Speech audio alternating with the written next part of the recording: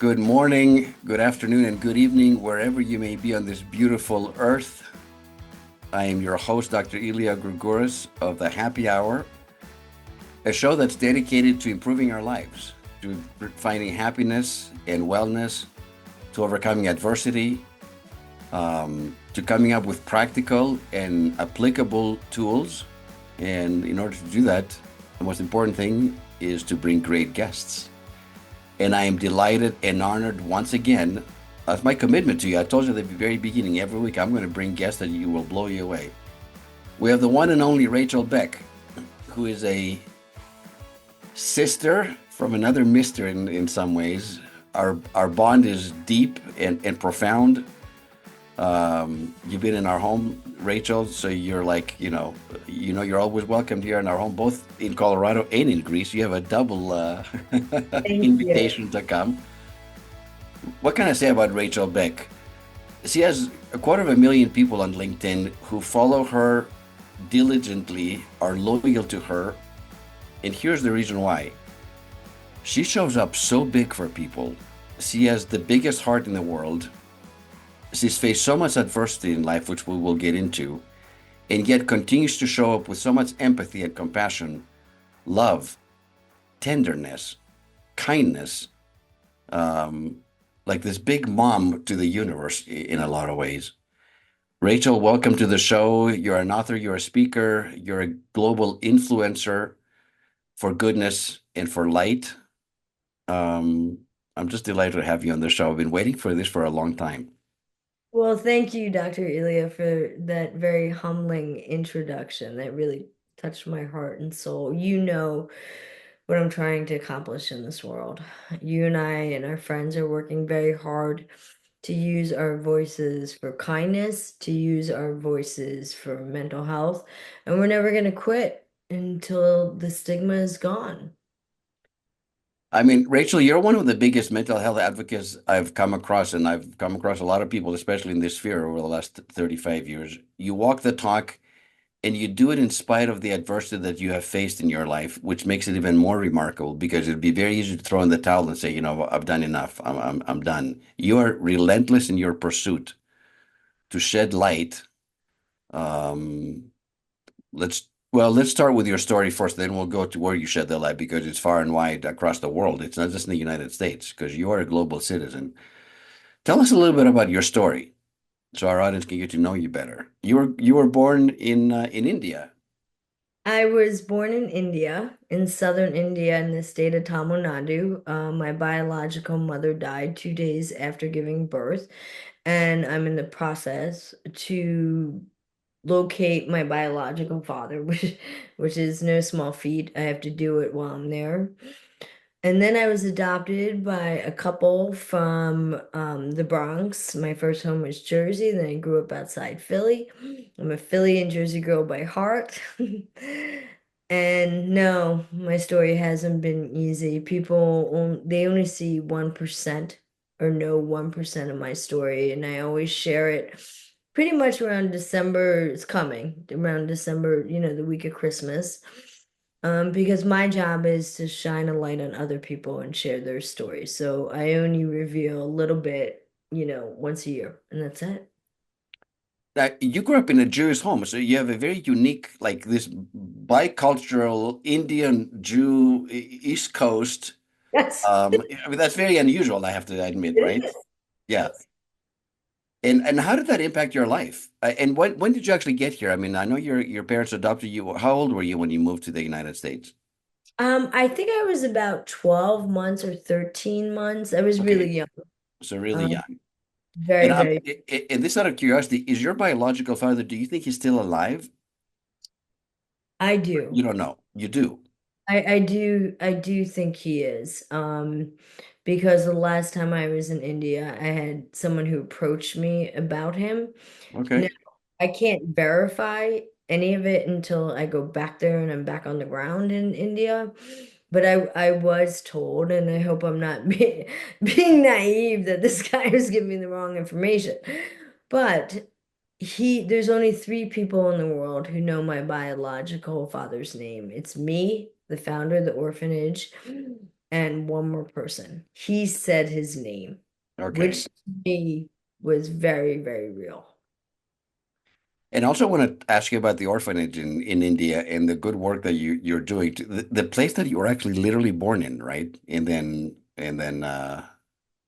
you've given a lot back to that community. So let's talk a little bit about, I've shared this with my audience before. We're all graduates from the University of Adversity. You certainly have a couple of PhDs in adversity in your life, I do, unfortunately. I really, really but it's do. also real. And we can sugarcoat it or we can say, no, I was dealt some pretty difficult cards. Um, Also, a lot of blessings. You're also dealt that too. Growing up with in a loving home with good parents also.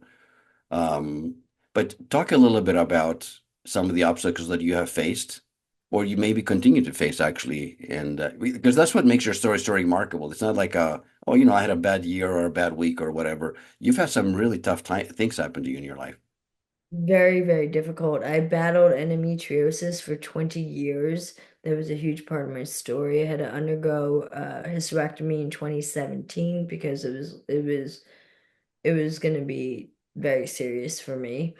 I donated my ovary to science to help find a cure for endometriosis because the my surgeon asked me, and it was a teaching hospital.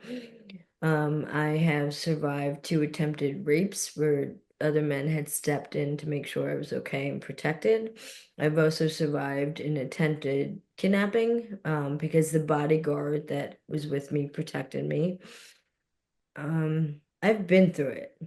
I have really, really been through it. But I also make that choice every day. I make a choice when I get up in the morning. Either I can dwell in it, instead, but that's not what I choose. I choose a positive mindset. Is every day rainbows and unicorns? Absolutely not whatsoever. And I've showed up in tears in a video. I'm very honest. I'm like, today's not a good day. And let me tell you why. Because I think people need to see that you and I are so dedicated to mental health. People ask me all the time, why are you using your voice for mental health? And I tell them I have PTSD and I don't sugarcoat it.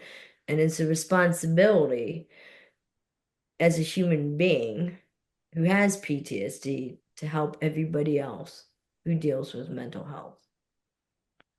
And I just as a side note, I normally don't do this on this episodes, but I just want to honor the Mental Health Television Network. I'm so grateful to be on their platform. I believe in it. It's a place, it's a global space for all that you need to know about mental health.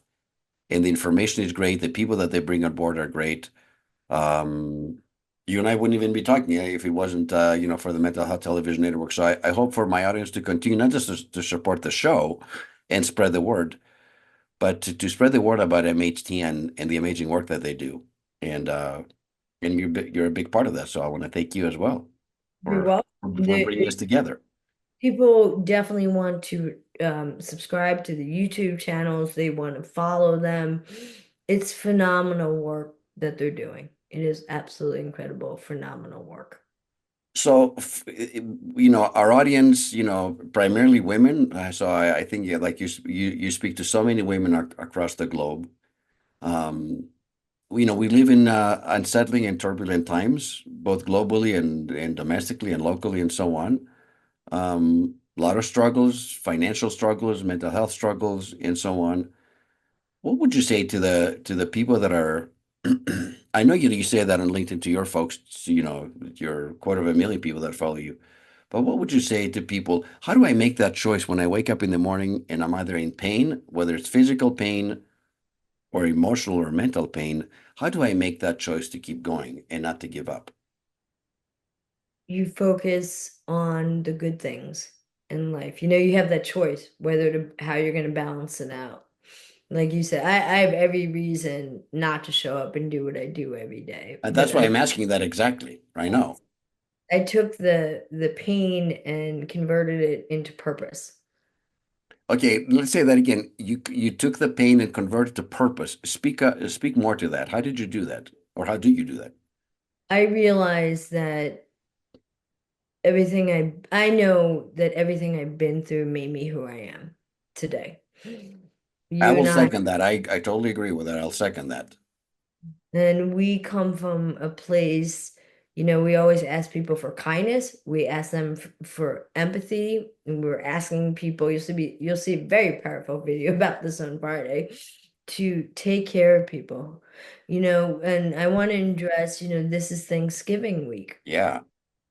And I always talk about the difficulty that the holidays can be for people, that it can be a trigger. A lot of people I know in my network have an empty plate at the table this year Mhm. because they've lost a lot of family members this year.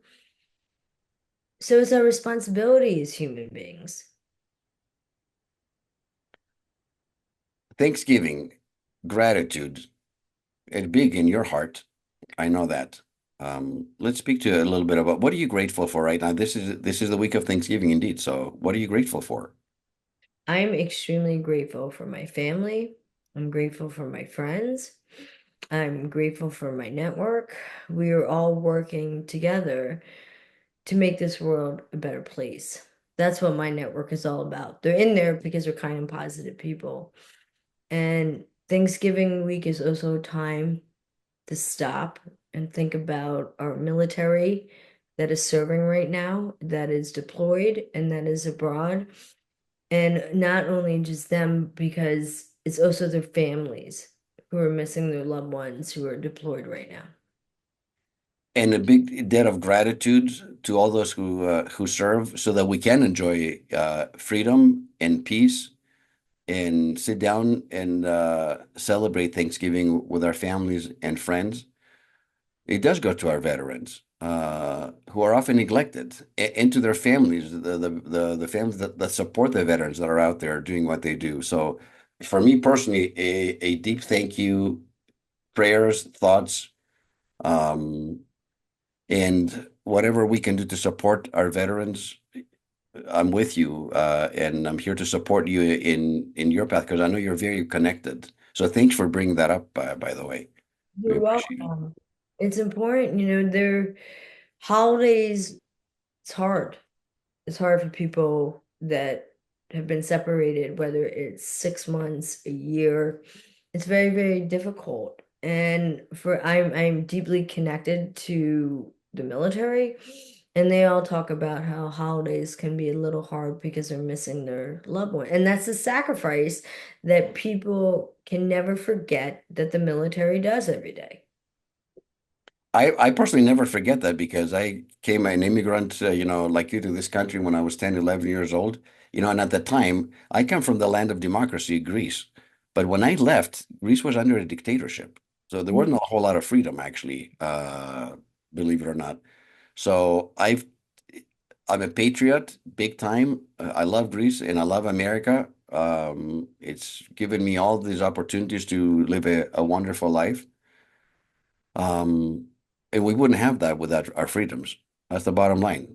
When all is said and done, we can talk about everything else. So deep gratitude.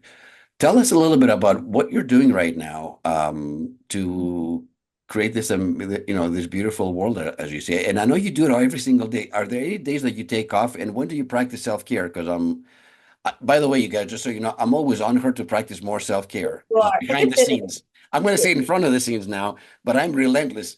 Rachel, are you taking care of yourself? Because I see her out there just loving and taking care of everybody else. And sometimes I worry about you, and you know that. Do.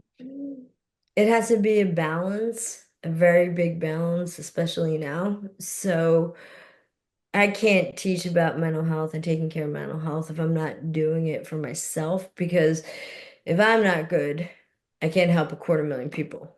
Right. So I talked to my network about that, about not apologizing for taking time off. Not, I see posts all the time, and people are like, I'm so sorry, I'm spending the weekend with friends. And I always write on there, you don't need to apologize about that. Those are the moments in life that matter. Can I ask So, you, how do you recharge your batteries? Like literally, how do you specifically do it? What do you ready? do to recharge your batteries? That's not a funny question. I feel that's legitimate. I don't mind just laughing. There's a couple things I do. First of all, I am a huge hiker. Okay, So so nature, nature nature. recharges me. I get outside every single day. Um, I also I'm okay saying no. I really Oh my am. God. Okay, time out right here. Right. Okay, so why do you think people have such a hard time saying no? Because they do, and then they get burned out. That's exactly it. And that's gonna be part of my message on Friday is fear of rejection. So like I would say a year ago, I actually don't work anymore Saturday and Sunday. So when people want to interview me Saturday and Sunday, like I lead them, I'm there Monday through Friday. And like you said, that's part of self-care for me. We talk about the work-life balance conversation a lot, and people come to me and they ask me like, how are you balancing all of it? You can balance it. It's possible. It's absolutely possible. You just have to create that space. That's what you have to do, and people don't do that. When you say no, do you feel like eventually people will actually come to respect the fact that you said no? Most people are like, "Oh, I'm sorry, I didn't know you didn't work, Saturday and Sunday," and they move. Yeah, they'll And accommodate. That's right. The world is not going to come to an end if you say no once in a while. And by the I way, that agree doesn't mean with you're going to you. become some self-centered, jerk by, no, you're a heart-centered human being. You're always going to take care of people, but to the degree that you will take care of them well is directly tied to you taking care of Rachel well. There's no doubt about that. It's So what crucial. I time block, right? So I also time block in my day. And that's really, really important. I don't think enough people do that. When people text me, Rach, I'm burnout, or I've hit my limit, or I'm almost at it's because they don't time block. I time block during my day. what does that mean exactly? Like when we say that, what do you mean Um, by that? so when I'm in my schedule, I block out time that's just for me. So you do that consciously and mindfully. You actually like practically you do. You're saying you're doing that, not just in your head. You actually do that. I Wow. do. Whenever I'm scheduling, I set my work on my schedule Sunday, set it up, know what's going on for the week. And if people ask, can I have this time? I just say, no, I'm not available at that time. Please join me at this hour. But that, you control your time. People always say to me, like, no, that's not possible to do. It absolutely is possible to do. Well, I think there's two things that are beautiful about when we say I control my own time. Number one, you're taking personal responsibility for your time, right? You're not some kind of victim. Oh, I don't have any time. I don't have any time left. It's like, no, you can create those. And I've never used blocks like actually like practical like you do it. I kind of do it off the cuff kind of, but not as organized and as well as you do. So something that I learned here today. And I It's hope important. It's important, especially now, we're talking about Thanksgiving week. I know for a fact this time of year is even more difficult for people. I know my friends, and that's why I'm going to be doing what I'm doing Friday. It's even harder, from, Thanksgiving to January when people are more stressed out, the burnout, like you said, they're worried about finances. Now they're worried about the holidays. So we went from one thing to another. So I don't feel like there's been enough downtime for people in this country, but I think it's coming. And so I felt it, I felt a shift and change of more relaxation going across this country right now. But you can take care of yourself. I can't, if I'm not doing it, how am I helping people? and I guess it's okay to give yourself permission to say, I need rest, I need a timeout, I need to be out in nature, I need to, fill up my batteries. And none of that is selfish. I get asked that all the time. Isn't self-care selfish? I'm like, if it is, do more. It's like double. And they're like, what? I'm like, yeah, whatever you're doing, double it. Because as stress increases in life, so needs our self-care. You can't have like stress continue to increase and keep your self-care at whatever level you were before. You gotta keep up. So I'm delighted and it's a good reminder, Rachel, that as the holidays are coming up, to be, yes, we have a lot of things to get done, and to be mindful of those around us that are perhaps less fortunate, to open up our homes, to invite people over for dinner, to make sure that on Thanksgiving Day or Christmas Eve or Christmas or whatever, that they're not alone. And so think about your sphere of influence, think about people in your neighborhood, think about, people that maybe you don't normally even have over for dinner, but maybe make that exception for this particular Thanksgiving to have one extra seat at the table for someone who would otherwise be all alone. Maybe they're not a member of your family or even, a really close friend. Invite them anyway, because I promise you that kind of kindness and the impact that that will have. I mean, that is the true meaning of Thanksgiving, right? Okay. So, my dear friend, our time is almost up. I know it happens so quickly when you and I talk. What are And I your want to three pearls of wisdom, Rachel, for my audience, for your audience, for Thanksgiving, for the holidays, or things that work for everybody as long as they do them on a consistent basis? What are your top three? be kind, That's number one. be more empathetic. And I'm gonna leave you with this because I think you'll appreciate this. So whenever I sit down, whether it's in, lunch, dinner, wherever I am in the world, and people are complaining about this country, they're complaining about this world, I look at them across the table and I go, what are you doing to solve these problems? What I get is a deer in the headlights look on their face because no one asked them. No one asked the complainers those questions. I do. When they're like, this is wrong and that's wrong. And so when you come to the table for Thanksgiving and Christmas and Hanukkah and Kwanzaa this holiday season, when somebody's complaining, ask them that question. Watch what happens. I'll remember that. I love it. Happy Thanksgiving to you, my dear. I love you so much. I can't wait to see you. I hope you do make it to Colorado. Our home is always open. Man, We got more things to film together, so take good care of yourself, and you and I will talk soon. And thanks for being on my show. It's truly an honor. Thank you. it is an honor and privilege. And thank you for having me. And thank you to Andrew. Thank you to the whole team at the Mental Health TV Network for having me. I really appreciate it. And happy holidays to everybody. Happy holidays to everybody. Thank you.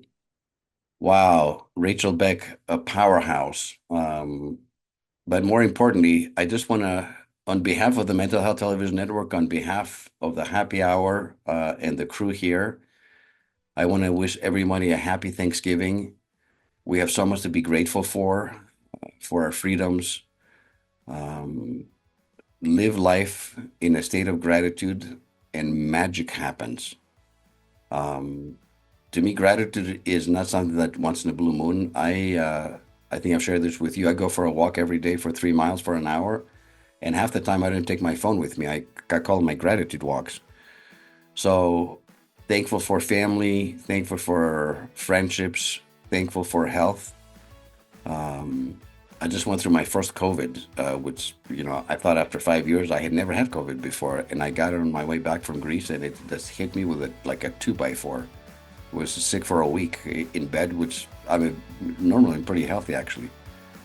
And it made me realize once again to be grateful for the good health when you have it, because you take it for granted a lot of the times. It's only when you're sidelined we kind of think, wow, life could be a lot, tougher.